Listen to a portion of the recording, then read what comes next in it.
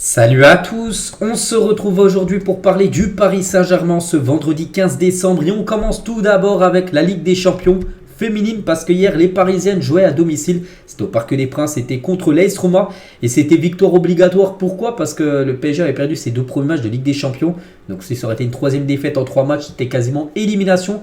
Heureusement, elles se sont imposées. Une victoire 2-1 grâce à Gueyoro et Katoto, les deux buteuses côté Paris Saint-Germain. Donc voilà, victoire 2-1. Du coup, elles se relancent, on peut dire, dans ce groupe. Donc félicitations à cette équipe. C'est le 11 qui a commencé titulaire lors de cette rencontre hier gagnée contre l'équipe de l'AS Roma. On peut voir les statistiques de la partie avec plus de 14 tirs, 6 tirs cadrés pour les Parisiennes. Et bien sûr 2 buts inscrits. Et niveau classement, ça donne quoi? Donc les Parisiennes sont toujours dernières du groupe, mais bon, valait mieux s'imposer que perdre ou faire un nul. Donc du coup elles reviennent seulement à 2 points de la première place qu'est le Bayern. Donc voilà, elles sont totalement relancées dans cette campagne européenne. Donc là on était à la 3e journée, donc là on a la moitié des matchs. Donc maintenant phase retour, donc prochain match, ça sera contre l'AS Roma, mais cette fois-ci en Italie. Donc là, il va falloir absolument s'imposer contre cette équipe de l'AS Roma pour se remettre dans de bons rails avant les 2 derniers matchs de cette phase de poule. Donc félicitations bien sûr à elle. On continue les gars, on va parler maintenant des hommes bien sûr. Donc le 32e de finale de Coupe de France Revel PSG est programmé. Donc c'est le dimanche 7 janvier à 20h45 parce que on peut voir là la programmation TV et on peut voir tous les matchs des 32e de finale de la Coupe de France et on peut voir date et horaire. Et du coup, le PSG, ça sera le dernier match en gros. Ça sera le dimanche soir contre US Revel. Donc le match sera diffusé sur beIN Sport tout simplement. Ça sera 20h45. Donc le lendemain, donc le lundi 8 janvier à 19h, ça sera le tirage au sort des 16e de finale. En espérant, enfin normalement ça devrait le faire, une qualification bien sûr de Paris pour le tour suivant. On va parler cette fois-ci de la Ligue des Champions hommes et on peut voir l'équipe type de la semaine par rapport à tous les matchs qui ont été disputés en Ligue des Champions. Il y a un Parisien dedans, c'est bien sûr. À votre avis, c'est qui? C'est Zaire Emery, les gars, qui figure parmi. On peut voir 3 milieux de terrain, on peut voir Coman, qui est aussi un Parisien. Mais Zaire Emery, c'est lui qui nous intéresse, donc il figure parmi les meilleurs joueurs de cette semaine. C'est mérité quand on sait l'importance qu'il a eu, surtout en deuxième période, là où vraiment il a élevé son jeu. Il a été énorme. Lors de cette deuxième période, surtout, il a pu égaliser et permettre au PSG d'accrocher cette qualification. Et Zaire Emery, les gars, sur ces 5 matchs de Ligue des Champions avec le PSG, donc c'est 1 but, 3 passes D, pas mal, n'oubliez pas qu'il ne joue pas attaquant, les gars, il joue milieu de terrain. Il est décisif quand même sur 4 buts en 5 matchs de LDC, donc 2 occasions créées par match. 1,8 passes clés par match. Donc une passe clé, c'est une passe qui amène un tir. C'est pas une passe D, c'est pas pareil. Une passe D, c'est un but après. Donc 92% de précision de passe par match. 6,2 ballons récupérés par match. 2 fois nommé MOTM. Donc c'est-à-dire, on peut le voir avec son petit trophée là. Il a remporté à seulement 17 ans. Il aura 18 ans le 8 mars prochain. Il est déjà comme ça décisif. C'est exceptionnel. Je crois qu'on n'a jamais vu ça. Du côté du PSG, un joueur aussi prometteur que le jeune Warren. Et toujours avec lui, donc il est impliqué dans 8 buts du PSG. Donc il a marqué lors de ses débuts en équipe de France. Il a marqué l'égalisation vitale lors du match. Quelle saison pour Warren Zaire Emery. Regardez les gars, c'est un site anglais, BR Football, c'est même je crois américain. Et regardez, ça parle même de Zaire Emery pour vous dire maintenant il est plus connu en France, il est connu à l'international, Zaire Emery, tellement qu'il est bon. Maintenant ça dépasse les frontières. On est très content bien sûr par rapport à son évolution.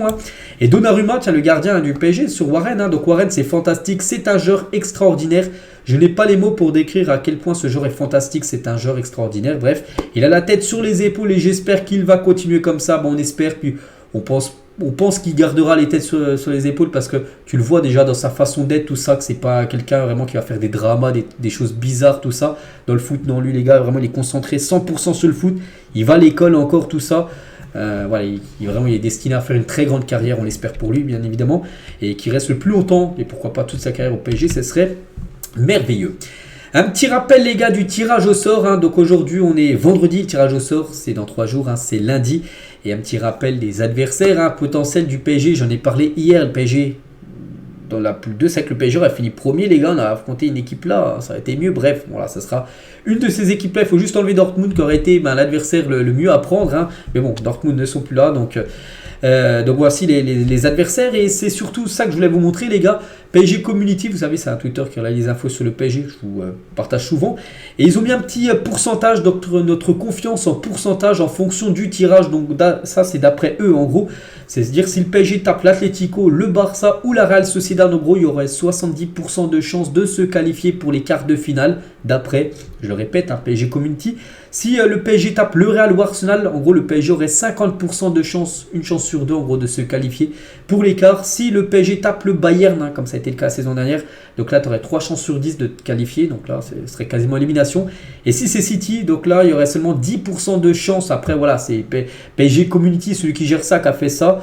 Il a fait des pourcentages. C'est vrai qu'après, si tu tapes City, si tu tapes le Barça ou Real Sociedad, je pense que ce sera plus compliqué contre City que contre Barça et Real Sociedad. Mais bon, la vérité, ça se passe sur le terrain. Donc voilà ce qu'il a pu mettre. N'hésitez pas à mettre en commentaire ce que vous en pensez, vous, si pensez que c'est vrai ou non. Enfin, si vous voyez que tous les adversaires sont du même niveau. Hein. Moi, je vois quand même 2 équipes surtout, enfin même voire 3. Le Real, voilà, Real, Bayern et City, je pense qu'il faut absolument éviter ces 3 équipes-là. Officiel, le classement des clubs selon leurs points rapportés au coefficient UEFA de la France cette saison, vu que là tous les matchs ont été joués, parce qu'hier il y avait aussi des matchs d'Europa League et d'Europa Conference League. Et du coup, le PSG, c'est bien l'équipe qui a récolté le plus de points pour l'indice UEFA français. 15 points récupérés. Donc Lille, c'est 13,5, l'OM, c'est 11 points. Et Lens, c'est 10 points. Après, je sais pas, les gars. Comment ça marche hein, ce classement UEFA. Pourquoi? Parce que le PSG et Lens, les gars, ils jouent dans la même compétition. Ils ont fait le même parcours. Ils ont 8 points, 2 victoires, 2 nuls, 2 défaites. Et le PSG a 15 points. Après Lens 10 points. Après peut-être vu que le PSG est qualifié et Lens n'est pas qualifié, ça peut peut-être jouer. Mais voilà, le PSG c'est bien l'équipe qui a ramené le plus de points à la France tout simplement lors de ces matchs de poule de Coupe d'Europe cette saison. Hein. Et la France, ça c'est une bonne nouvelle pour le PSG aussi, tous les autres clubs de Ligue 1. Parce que la France maintenant domine de 2000 points d'avance. Hein, comme les Pays-Bas, un petit rappel les gars, la France avait 2000 points de retard sur le championnat néerlandais au mois d'août. Puis là, vu que la France, enfin les clubs français, que ce soit le PSG ou même les autres équipes, hein, que ce soit Marseille, que ce soit il y a Rennes, il y a Toulouse, il y a Lille, voilà, ils ont été plutôt performants avec des qualifs, ou même Rennes, hein, que j'ai oublié. Donc voilà, ça a ramené pas mal de points et du coup c'est bien, hein, parce qu'oubliez pas qu'il y aura un nouveau format de Ligue des Champions saison prochaine. Et au lieu qu'il n'y a plus que 2 équipes qualifiées directement et une 3e au barrage, donc ça fera 3 équipes qualifiées directement et une 4e au barrage. Bon, le PSG n'a pas trop de soucis vu que le PSG était souvent dans les 2 premiers de Ligue 1, donc on l'a qualifié directement, mais bon, ça va ramener un petit peu plus de niveau, on peut dire, hein, du côté du championnat français. Et ça, c'est, on peut dire, tout bénéfique hein, pour Paris. Le PSG ne bouleversera pas son effectif au mercato hivernal. Il y a peu de chances que Paris enregistre des renforts de dimension internationale, c'est-à-dire en gros des immenses recrues. Il n'y en aura pas, vraiment, il n'y aura pas un joueur, les gars, qui va coûter 100 millions d'euros, qui va débarquer là en janvier prochain. On s'en doutait un peu. Mais peut-être actif sur un défenseur, voire un milieu. Donc là, faire des recrues, ça, il y a moyen, mais ça ne sera pas un énorme joueur. Ce sera peut-être un joueur qui va coûter, je ne sais pas, peut-être ça arrivera après. Ou peut-être 10, 15, 20 millions d'euros. Voilà, ça sera, comme d'habitude, le mercato hivernal, ça sera pour aller chercher vraiment pour des joueurs, pour combler pour la deuxième partie de saison. Mais ce n'est pas comme le mercato estival, où là, vraiment, le PSG met les moyens qu'il faut pour amener les joueurs, bien sûr, qui veulent.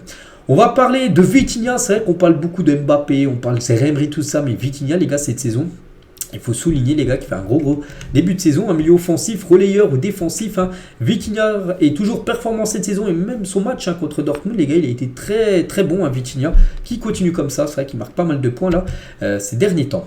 On va parler de Randal Kolo Muani, donc lui c'est un peu plus l'inverse. Hein. Et le meilleur du football sur Twitter, enfin celui qui gère le Twitter, il a dit hein, tout n'est pas parfait, loin de là pour Randal Kolo Muani. Hein, non, c'est pas du tout parfait depuis sa venue au PSG, mais s'il y a une chose qu'on ne peut pas lui reprocher, hein, c'est sa combativité. En gros, c'est qu'il se donne beaucoup sur le terrain. C'est vrai qu'il fait les efforts, même défensifs, il fait le pressing, tout ça, et ça, vraiment, on n'a rien à lui dire. Hein. C'est qu'avant, on a vu des attaquants, on va pas les répéter, des attaquants qui défendaient, qui défendaient pas, qui faisaient aucun effort. Lui, il fait les efforts, c'est vrai.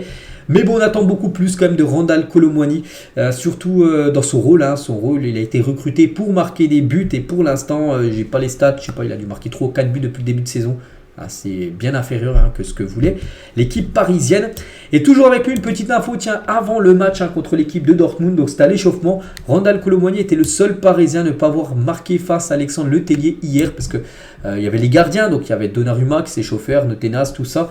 Navas, tiens, qui fête son anniversaire aujourd'hui, Navas, il a 37 ans, et Alexandre Letellier, donc Navas n'était pas présent au match parce qu'il était blessé, mais Letellier était là, et il faisait des arrêts, et en gros, il n'y a que Kolo Muani qui n'a pas réussi à marquer, sinon tous les autres joueurs, hein, que ce soit Kimmich, soit même les défenseurs Skriniar, ils ont tous marqué lors des tirs, des séances de frappe avant le match, à part Kolo Muani, qui est pourtant le 9 hein, quand même, de l'équipe.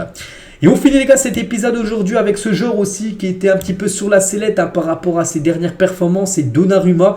Et il est attendu au tournant par de nombreux supporters du PSG, c'est vrai, parce que les derniers matchs n'ont pas été bons. Pierre Notinas c'était plutôt bon, hein, on se souvient. Donc il a répondu quand même présent en sortant quand même un gros match contre l'équipe de Dortmund. C'est vrai qu'il n'a rien pu faire sur le but, hein. C'est un poteau rentrant, impossible de prendre ce but. En plus c'est un peu un cafouillage, donc il peut rien. Mais sinon sur les autres choses qu'il a eu à faire, même niveau relance au pied, tout ça, ça a été plutôt très intéressant Donnarumma. Donc là, c'est vrai qu'il a marqué des points là, lors de cette rencontre contre l'équipe de Dortmund. N'oubliez pas qu'il est également suspendu. Hein. Donc là, dimanche, il y a Lille contre le PSG. Il ne sera pas là, ce sera Arnaud Tenas de nouveau qui golera parce qu'il a encore un match de suspension. Donnarumma, donc voilà les gars ce qu'on va dire aujourd'hui. J'espère que ça vous a plu. On se retrouve demain samedi, bien évidemment, pour le prochain numéro. Bonne journée à vous et à demain.